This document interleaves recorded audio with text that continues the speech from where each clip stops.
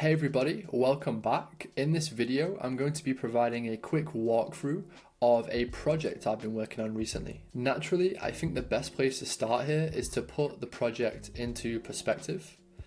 So for anybody that has been watching my videos so far, you'll be very much aware that I've primarily been focusing on business statistics and analysis, in Excel to be specific. And that's what this project is actually about. It's the final project of the course that I'm using to study this topic.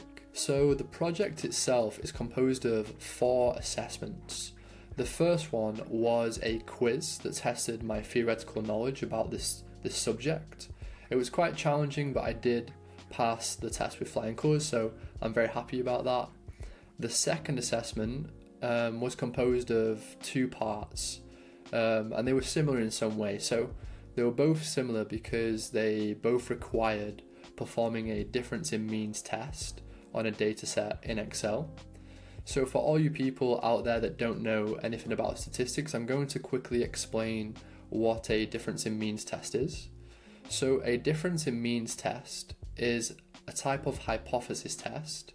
A hypothesis test is essentially a statistical test that we run in Excel or in some programming language to determine whether something we believe or claim to be true is actually true or false. So just to kind of summarize here, the difference in means test just allows us to figure that out. So the 2 parts were different because they required doing 2 different types of difference in means test.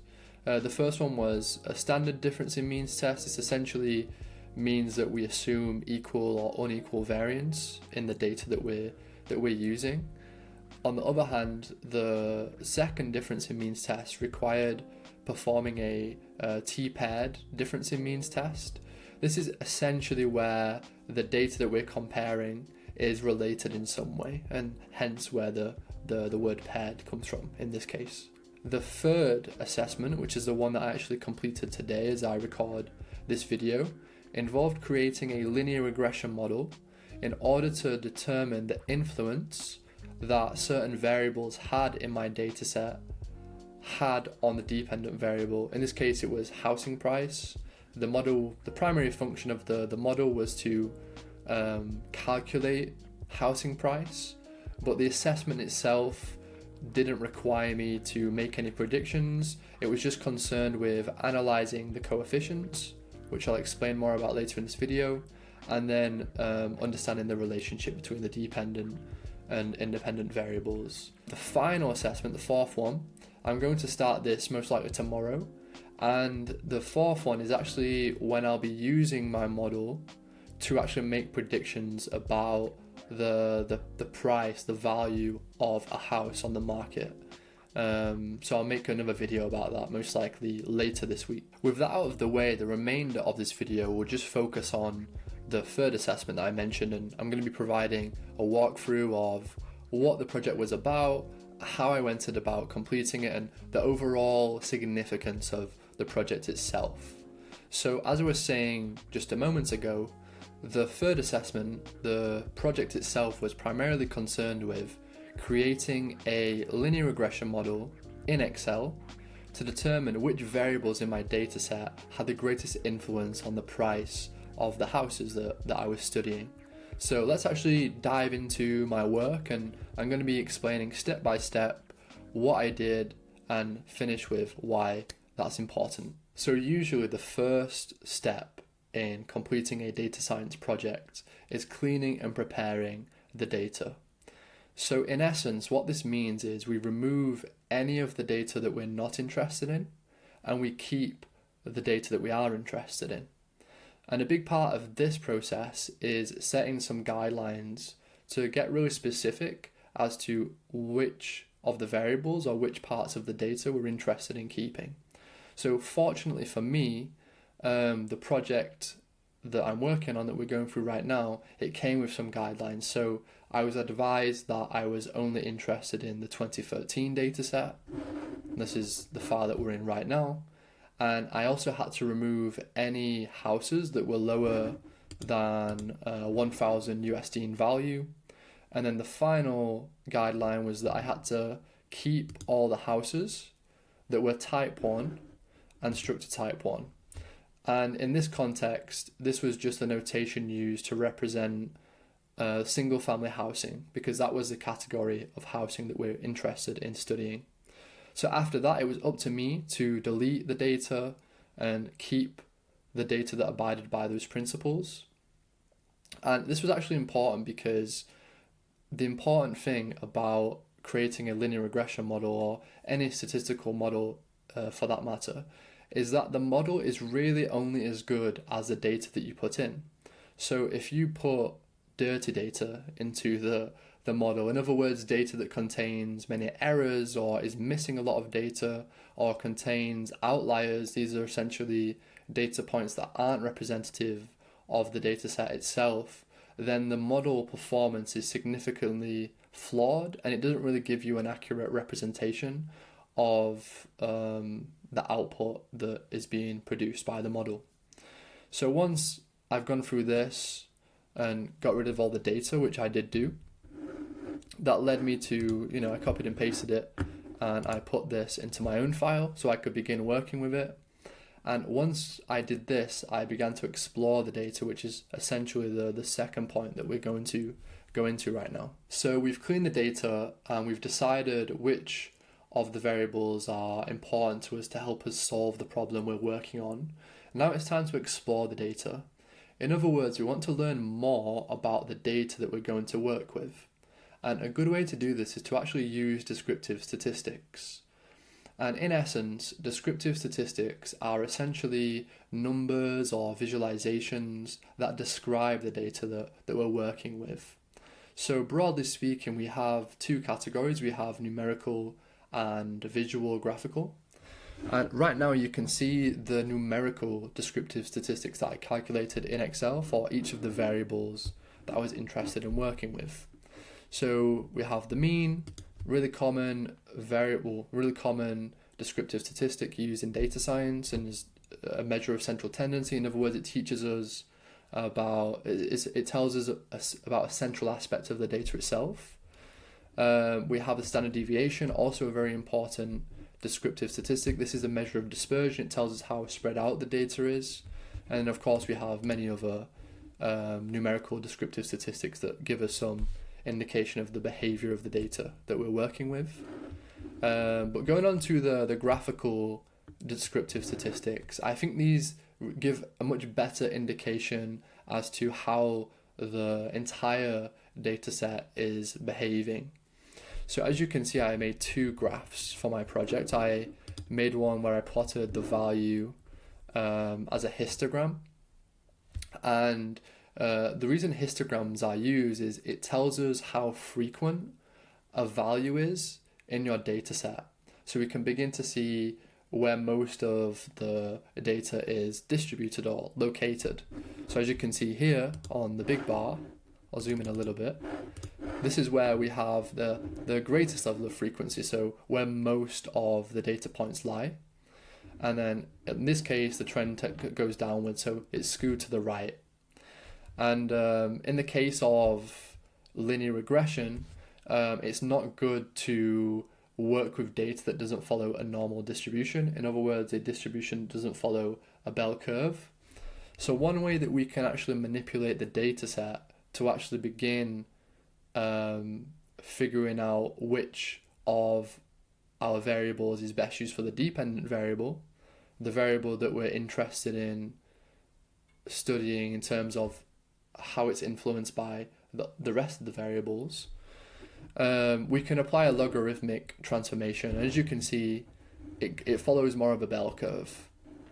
I probably could have done a better job of producing more bins, so there was more of them, you could see the shape better, but this follows more of a normal distribution, and hence we can use it as our dependent variable, the variable of interest, in our linear regression model. So that's what I decided to do. I decided to use the ln natural log of the value variable as my dependent variable in this project. As I've just decided what my dependent variable will be, in this case it's going to be the natural log of the value variable, I now need to decide what my independent variables are going to be. These are going to be the variables that I'm going to use in my model in order to determine how they influence the dependent variable itself.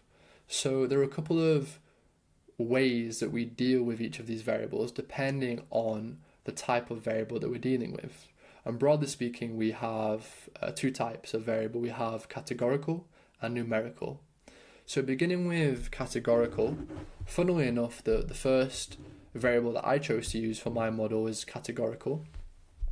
So in the context of linear regression, because categorical variables by their very nature are not numerical, we can't actually use it in the linear regression model because the linear regression model can only handle numerical data. So I have to figure out a way to change the text data that the category is represented by into its numerical form. And I can do this by creating a dummy variable. So that's what I did below. I created one dummy variable called Metro CC, which represents the central city, or when the housing unit is located in the central city. How does this work? So we essentially code the dummy variable with a 0 and a 1, where a 0 would represent all of these values, and it would also be the base category, and then a 1 would represent the central city. So for example, more concretely, if I go to this variable, as you can see, if a 0 is present, it means that the 2, 3, 4, and 5 is present in the Metro 3 column, and if a 1's present, it means that there's a 1 there. And this allows us to deal with the categorical variable in order to understand its influence on the dependent variable itself. So if I go back, there's also another thing that's important to note with categorical variables, and coincidentally this region variable is the perfect example. So when we're dealing with a categorical variable, one rule that we must follow is we have to create an appropriate number of dummy variables. So in order to determine the number of dummy variables, we have to subtract 1 from the total number of categorical variables we're dealing with. So for example, region, I had 4 categorical variables and I have 3 dummy variables following the principle that I just outlined. And that's pretty much all you need to know if you're going to deal with the categorical variables. So moving on to numerical. Generally speaking, you can always input a numerical variable into the linear regression model, but depending on the relationship between the dependent variable and the independent variable, if it isn't linear, in other words, it doesn't follow a straight line, the model will not fit the data very well, and as a result, it will also significantly decrease the performance of the model. So I'll be honest, I didn't do the appropriate analysis to actually determine whether I needed to apply some sort of transformation to the numerical variables, but if I was an actual data scientist, I would have had to go through each of these variables, analyze them, and figure out if I need to apply a sort of transformation to convert the relationship from nonlinear to the linear relationship that we're interested in obtaining. So once I decided upon my variables, I could then begin formulating my model, which is what you can see here. It's quite a long equation. And then I just perform the regression in Excel, just using the regression function in the data analysis toolpack, and I achieve these results from the regression model. And this actually brings us to the most important part of this project. The whole purpose of doing this was to determine the influence that certain variables had on the dependent variable. And in order to do this, we have to interpret the data that we got from our regression model. When interpreting a linear regression model, a great place to start is with the R-square value, which you can see here. So the R-square value essentially represents, or tells us, should I say, how well the model fits the data. It can range between a value of 0 and 1, where values closer to 0 represent a poor fit, where the model doesn't fit the data very well, and values closer to 1 represent a good fit, where the model does fit the data very well. In my case, you can see that I got approximately 0.7 as my R-square value, so In my case, the model fits the data quite well. That's a good start. So now we can actually get onto the more important part here and interpret the coefficients, which is the main point of doing this. So to do this, we use the p-value. Without going too deep into what the p-value is, I just want to state that this is just a metric that we use to determine whether a coefficient is significant or not. And we do this by comparing the p-value to the alpha value. So before I actually go into that, I want to show you why we do this. So we do this because in Excel, when you perform a linear regression, Excel automatically performs the following hypothesis test. It creates a null hypothesis that states that the coefficient of an independent variable of interest, in this case it's beta k, which is an arbitrary value, is equal to 0, which would mean that it's statistically insignificant if that was satisfied. And alternatively, in the alternative hypothesis, if the arbitrary beta coefficient is not equal to 0, we then know that that coefficient is significant, and then we can begin interpreting how much it influences the dependent variable by. So the p-value and alpha value are important here because if the p-value in the regression model is lower than 0.05, the reason we're using 0.05 here is because this linear regression model has a confidence level of 0.95. This is just the probability of success to keep things simple. So the alpha value represents the probability of failure. So if the p-value is lower than our alpha value, that would mean that we reject, one second, that would mean that we reject this null hypothesis and accept the alternative hypothesis, which would mean that the coefficient is statistically significant, and of course the reverse is true if the p-value is greater than 0.05 in my case. And that's what this color coding is here. If the p-value is greater than 0.05, then I reject it, as you can see here. And if it's smaller, then I keep then I know that coefficient is statistically significant, and then I can then determine how much influence it's having on the dependent variable.